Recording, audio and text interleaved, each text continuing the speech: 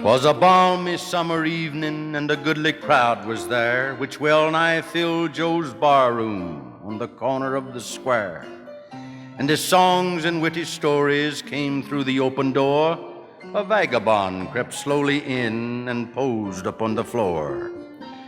"Where did it come from?" someone said. "The wind has blown it in." "What does it want?" another cried. "Some whiskey, rum, or gin?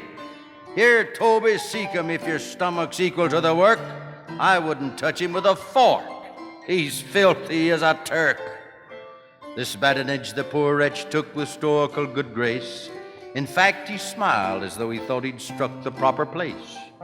"Come, boys, I know there's kindly hearts among so good a crowd. To be in such good company would make a deacon proud.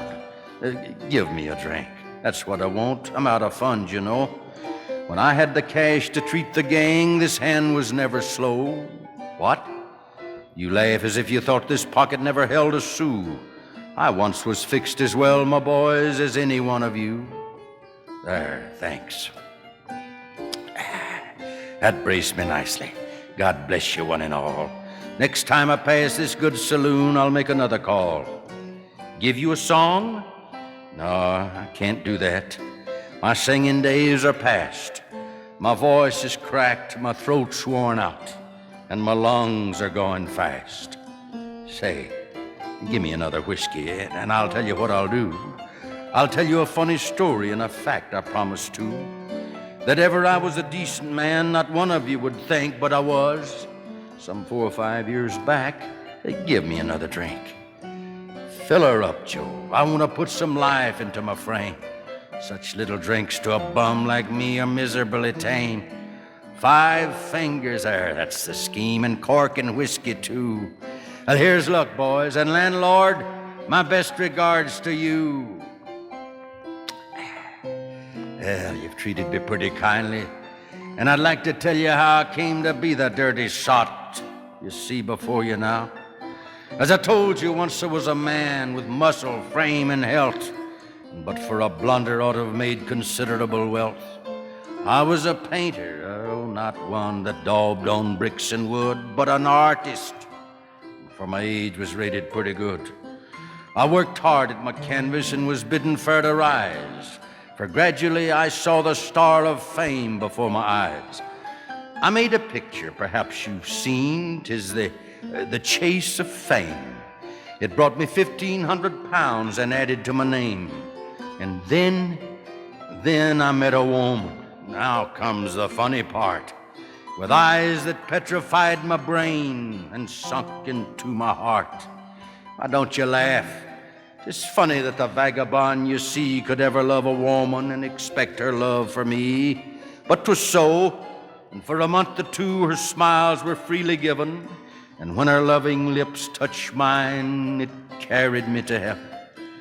Boys, did you ever see a girl for whom your soul you'd give? With a form like the Milo Venus, too beautiful to live? With eyes that would beat the Kohinoor and a wealth of chestnut hair? If so, 'twas she, for there never was another half so fair. I was working on a portrait one afternoon in May of a fair-haired boy, a friend of mine who lived across the way. And Madeline admired it, and much to my surprise, she said she'd like to know the man that had such dreamy eyes. And it didn't take long to know him, and before the month had flown, my friend had stole my darling, and I was left alone.